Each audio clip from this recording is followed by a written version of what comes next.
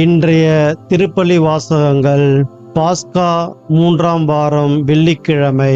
முதல் வாசகம்.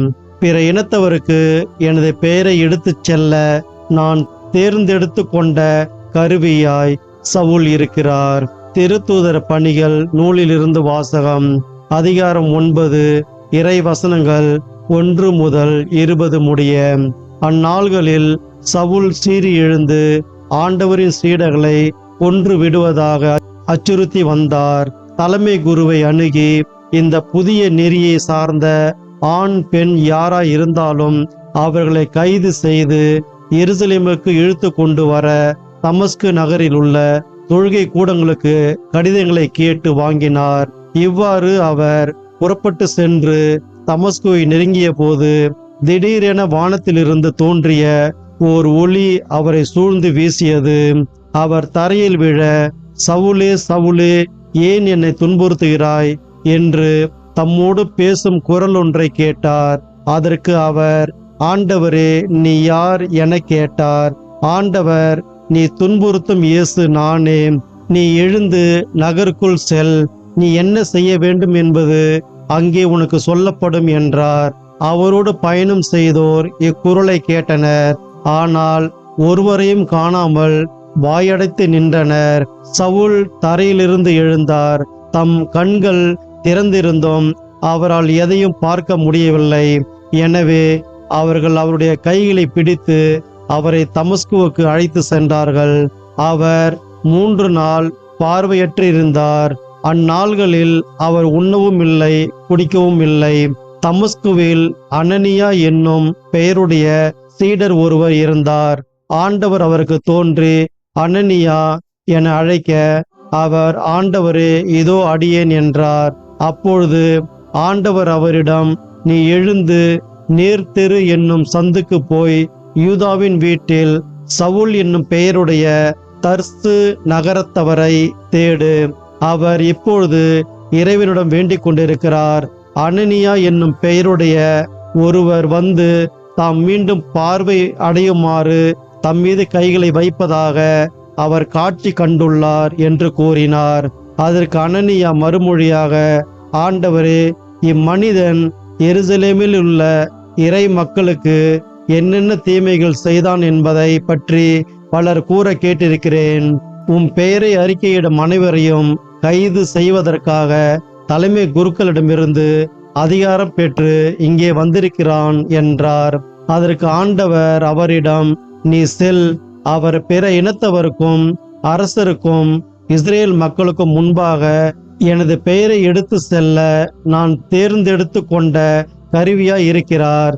என் பெயரின் பொருட்டு அவர் எத்துணை துன்புற வேண்டும் என்பதை நான் அவருக்கு எடுத்து காட்டுவேன் என்றார். அனனியா அங்கிருந்து போய் அந்த வீட்டுக்குள் சென்று கைகளை அவர் மீது வைத்து, சகோதரர் சவுலே, நீர் வந்த வழியில் உமக்கு தோன்றிய ஆண்டவராகிய இயேசு நீர் மீண்டும் பார்வை அடையவும் தூய ஆவியால் ஆட்கொள்ளப்படவும் என்னை உம்மிடம் அனுப்பியுள்ளார் என்றார். உடனே அவருடைய கண்களில் இருந்து செதில்கள் போன்றவை விழவே அவர் மீண்டும் பார்வை அடைந்தார். பார்வை அடைந்ததும் அவர் எழுந்து திருமுழுக்கு பெற்றார். பின்பு சவுல் உணவு அருந்தி வலிமை பெற்றார். சில நாள்களாக சவுல் தமஸ்குவில் சீடர்களுடன் தங்கியிருந்தார். உடனடியாக அவர் இயேசுவே இறைமகன் என்று தொழுகை கூடங்களில் பறைசாற்றத் தொடங்கினார். ஆண்டவரின் அருள்வாக்கு. இறைவனுக்கு நன்றி. பதிலுரை பாடல். திருப்பாடல் 117, இறை வசனங்கள் 1-2. பல்லவி.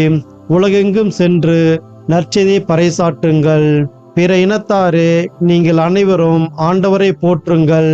மக்களினத்தாரே, நீங்கள் அனைவரும் அவரை புகழுங்கள். பல்லவி. உலகெங்கும் சென்று நற்செய்தியை பறைசாற்றுங்கள். ஏனெனில் ஆண்டவர் நமக்கு காட்டும் மாறாத அன்பு மிக பெரியது. அவரது உண்மை என்றென்றும் நிலைத்துள்ளது. அல்லேலுயா. பல்லவி.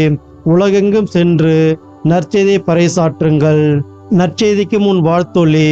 அல்லேலுயா, அல்லேலுயா. எனது சதையை உண்டு எனது இரத்தத்தை குடிப்போர் என்னோடு இணைந்திருப்பர், நானும் அவர்களோடு இணைந்திருப்பேன் என்கிறார் ஆண்டவர். அல்லேலுயா, அல்லேலுயா. நற்செய்தி வாசகம். எனது சதை உண்மையான உணவு, எனது இரத்தம் உண்மையான பானம். யோவான் எழுதிய தூய நற்செய்தியிலிருந்து வாசகம். அதிகாரம் 6, இறை வார்த்தைகள் 52 முதல் 59 முடிய. அக்காலத்தில் நாம் உண்பதற்கு இவர் தமது சதையை எப்படி கொடுக்க இயலும் என்ற வாக்குவாதம் யூதர்களிடையே எழுந்தது. இயேசு அவர்களிடம், உறுதியாக உங்களுக்கு சொல்கிறேன், மானிட மகனுடைய சதையை உண்டு அவருடைய இரத்தத்தை குடித்தாலொழிய நீங்கள் வாழ்வு அடைய மாட்டீர்கள். எனது சதையை உண்டு என் இரத்தத்தை குடிப்பவர் நிலைவாழ்வை கொண்டுள்ளார். நானும் அவரை இறுதி நாளில் உயிர்த்தெழச் செய்வேன். எனது சதை உண்மையான உணவு, எனது இரத்தம் உண்மையான பானம். எனது சதையை உண்டு எனது இரத்தத்தை குடிப்போர் என்னோடு இணைந்திருப்பர், நானும் அவர்களோடு இணைந்திருப்பேன். வாழும் தந்தை என்னை அனுப்பினார், நானும் அவரால் வாழ்கிறேன்.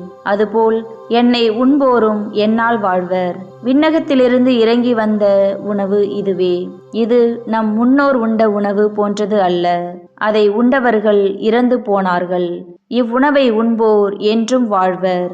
இயேசு கப்பர்நாகுமில் உள்ள தொழுகை கூடத்தில் இவ்வாறு கற்பித்தார். ஆண்டவரின் அருள்வாக்கு. கிறிஸ்துவே உமக்கு புகழ்.